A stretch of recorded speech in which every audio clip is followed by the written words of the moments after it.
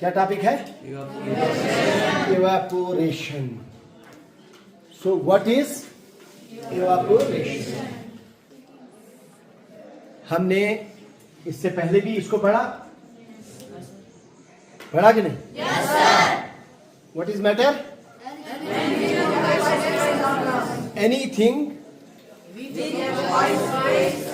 which occupies space and has mass is called. फिर एक सवाल आया था, states of matter. There are three states of matter: solid, liquid, gas.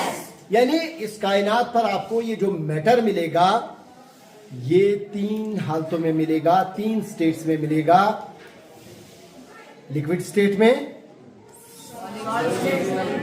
Solid state में और gaseous state में, है ना?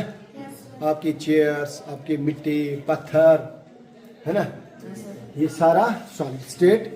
और पानी, दूध, ऑयल वगैरह सारा किस स्टेट में है? लिक्विड स्टेट में, ठीक है ना? और फिर एक सवाल आया था, can matter change it's state? हमने कहा था yes, matter can change it's state, कि मैटर अपनी हालत को बदलता है, सॉलिड से लिक्विड और लिक्विड से गैस। अब जब सॉलिड से कोई चीज लिक्विड में तब्दील हो जाए, उस प्रोसेस को क्या कहते हैं?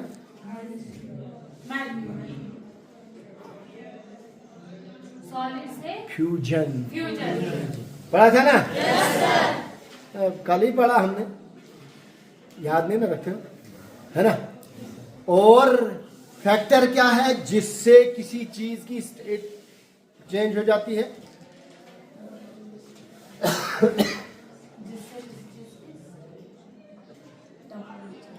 Yes, temperature and pressure.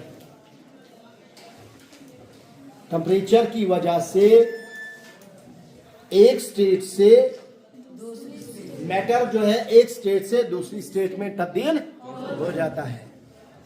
अब जब सॉलिड लिक्विड में चेंज हो गया, किसकी वजह से? जब हम हीट सप्लाई करते हैं। फैक्टर, कारण क्या है? हीट है।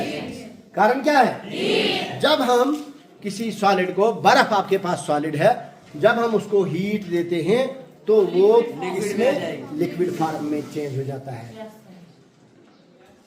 लिक्विड फॉर्म का मतलब क्या हो गया? जो लिक्विड बहता है।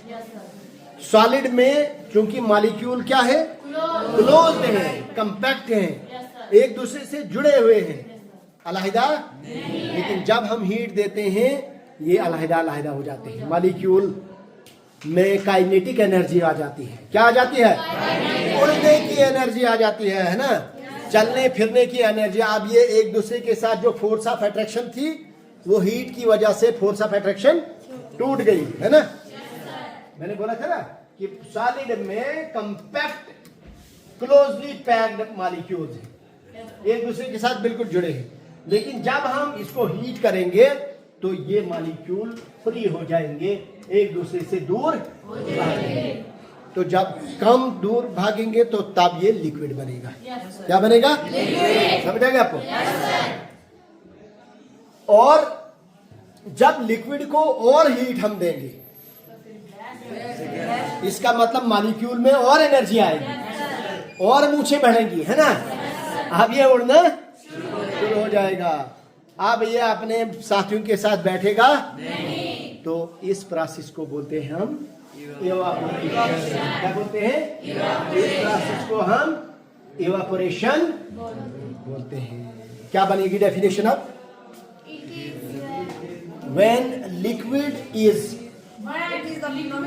state is changed into gaseous form, this change is called evaporation. This process is called evaporation. The process, the phenomena by which liquid is changed into gas. Liquid is changed into gas is called as evaporation. ये जमीन है, और ये ocean है ना। जब इसकी ऊपर वाली तह पर क्या होता है, सनलाइट पड़ती है, तो मॉलिक्यूल के अंदर जो फोर्स ऑफ अट्रैक्शन होती है वो खत्म हो जाती है और इन मॉलिक्यूल के अंदर काइनेटिक एनर्जी बढ़ जाती है। जब काइनेटिक एनर्जी बढ़ जाएगी, मैंने क्या कहा था, जब मूछें आ जाएंगी तो फिर अपनी मर्जी से काम करते हैं ना, तो ये भी अपनी मर्जी से अब चलने फिरने लगे, है ना। तो इस प्रोसेस को हम क्या कहते हैं, यही पानी जो है ऊपर जाकर बादल की शक्ल इख्तियार करता है। जब फिर ठंडे हो जाते हैं तो वापस मुड़ के, है ना, आता है ना पानी वापस बनकर। तो इसका मतलब हो गया, पहले सॉलिड था, लिक्विड बन गया। अब लिक्विड जो है जब हमने उसको हीट एनर्जी दे दी तो क्या बन गया, गैस बन गई, है ना। समझ आ गया। और इस प्रोसेस को हम क्या कहते हैं, इवेपोरेशन। तो डेफिनेशन लिखेंगे हम, it is the phenomena of change of liquid into water vapour. Liquid का वाटर वेपर्स में तब्दील होने को हम इवेपोरेशन, बोलो जरा,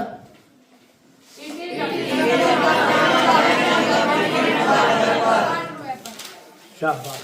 एग्जाम्पल है, when we put wet cloth on the terrace it get dry. जब हम टेरेस पर सहन में कपड़े सूखने के लिए रखते हैं तो कपड़े सूख जाते हैं, ड्राई हो जाते हैं। पानी गायब हो गया, पानी खत्म हो गया, खत्म हो गया, और नहीं, पानी खत्म नहीं होगा। समझ आ गया आपको। इस कायनात में कोई भी चीज खत्म, एक शक्ल से दूसरी शक्ल में एक फार्म से दूसरी फार्म में चला जाता है। यहाँ पानी जो था लिक्विड फार्म में था आपके कपड़ों में, अब सनलाइट पड़ी तो फिर क्या हो गया, वो, समझ आ गया। व्हाट कॉजेज इवेपोरेशन, इवेपोरेशन के कारण क्या क्या है ये जानेंगे हम। We know that liquid like water are made up of number of molecules. मैंने आपको कहा था ये सॉलिड, ये तमाम चीजें किसकी बनी है, स्मॉलेस्ट पार्टिकल्स बनी हुई है ना, जिनको हम मॉलिक्यूल कहते हैं। ये लिक्विड, ये सॉलिड आ गया, और लिक्विड के मॉलिक्यूल में इंटरमॉलिक्यूलर स्पेस ज्यादा है बनिस्बत सॉलिड के, और गैस के बहुत ज्यादा दूर दूर, है ना। समझ आ गया आपको।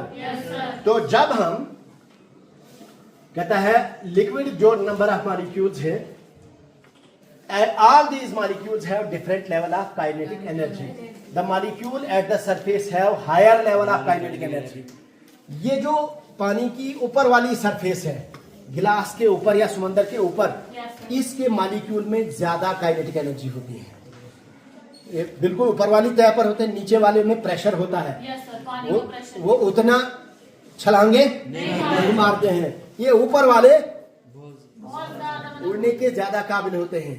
थोड़ी सी सनलाइट पड़ती है तो इनमें काइनेटिक एनर्जी और बढ़ जाती है और ये इवेपोरेशन शुरू कर देते हैं। तो इसका मतलब ये हो गया कि the molecules of the at surface level have higher level of kinetic energy and move away from the other molecule. This energy is more than force of attraction binding different molecules.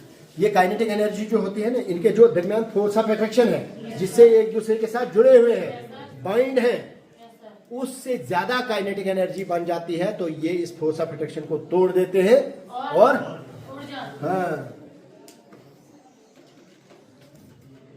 यही कारण है कि पानी जो है convert हो जाता है किसमें, वेपर्स में।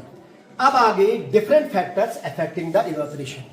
इवेपोरेशन के कारण और क्या क्या है, और भी हो सकते हैं, सिर्फ हीट ही नहीं है।